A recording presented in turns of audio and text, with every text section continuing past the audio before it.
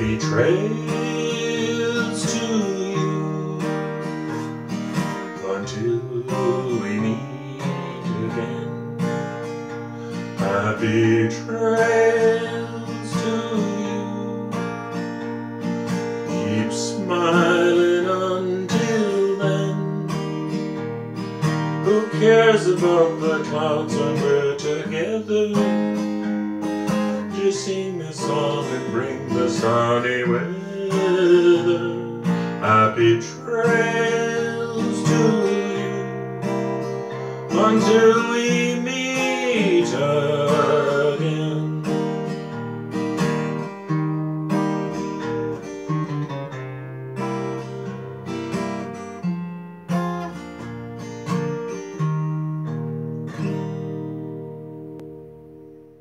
Hi, Bonar here again, and today we want to talk about strumming patterns, or one particular strumming pattern, the basic strumming pattern. Okay, and so that's the pattern I was using in Happy Trails. In the beginning I had a capo on, but I've taken the capo off just to simplify our life so that we can see things without any mechanical complications. So this is the pattern that I was playing.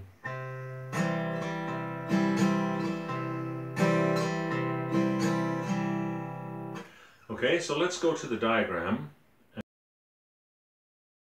And now here we are in the diagram, and you can see what I'm doing with this basic strumming pattern. This is a super common strumming pattern. You're going to hear this in many, many songs, either at a faster speed or a slower speed, but it's very common. It's a great place to start.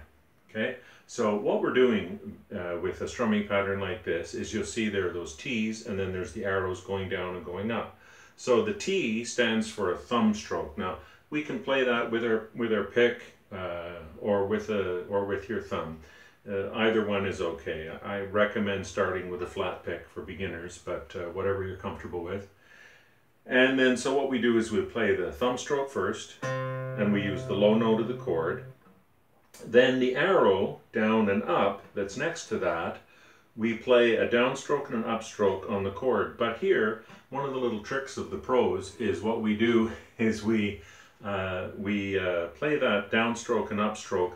We're really only strumming the top 3 or 4 strings of the guitar. Usually I only strum the top 3 strings of the guitar. So here's the sound you'll hear. If I do that, I'm going to play the bass note. And it gives you a cleaner sound rather than strumming across the whole guitar. Then the second half of the pattern has the thumb again, as you can see on beat 3. And then for beat 4, what we're doing is we're doing up, down, up. But those 3 strokes are squeezed into the same space as the 2 strokes on beat 2. So here's what the second half of the pattern sounds like. Okay, and so as a little side note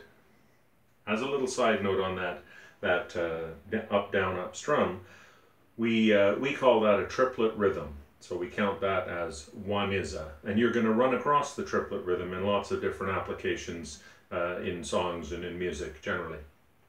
So here's what we're playing. We play thumb, down, up, thumb, up, down, up, thumb, down, up, thumb, up, down, up, thumb, down, up, thumb, up, down, up.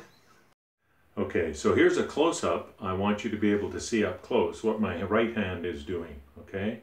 So here's what's happening with the strumming. I'm playing the bass note, and then down, up, and then the bass note, and then up, down, up. And if I put that together, as I did in the song, you'll hear pluck, down, up, pluck, up, down, up, pluck, down, up, pluck, up, down, up, thumb, down, up, thumb, up, down, up, thumb, down, up, thumb, up, down, up. Okay, I hope that makes that a little bit clearer for you.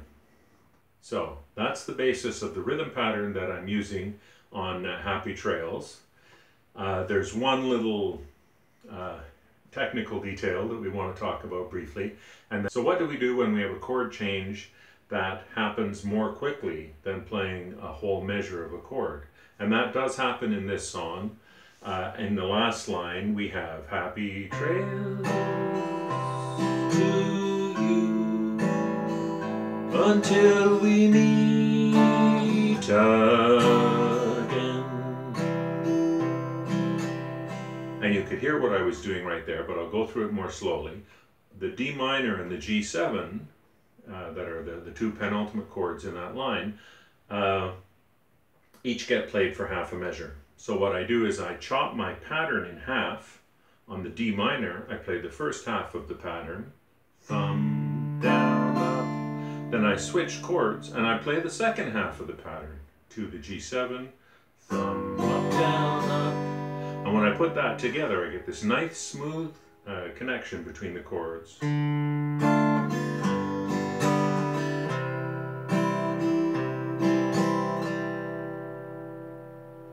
Okay, so there you go. That's all I wanted to cover for today, is the basic strumming pattern. I wanted you to have a chance to have a look at that. I hope you're enjoying the hand magic tips. If you are, please subscribe to the channel. If you want to get in touch, you have any questions, if you'd like to request that I address a problem that you're having, send me an email. My email is in the link down below. You'll see my little head circle floating around over here somewhere on the screen.